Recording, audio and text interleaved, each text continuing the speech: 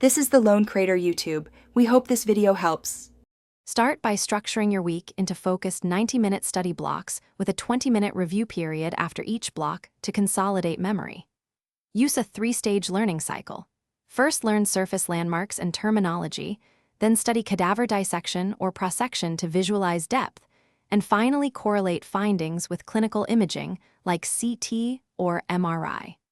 Prioritize learning 50 core structures per week, connecting each structure to its function, vascular supply, and common clinical syndromes to build integrated clinical anatomy knowledge.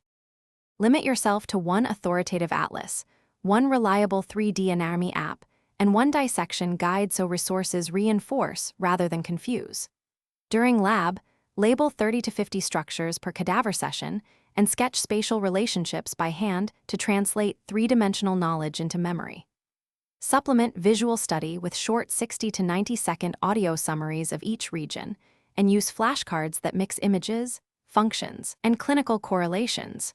Schedule weekly consolidation using clinical cases to test applied anatomy rather than for exam preparation. Rely on active recall and spaced repetition with review intervals at 1 day, 7 days, and 30 days to convert short-term learning into durable knowledge.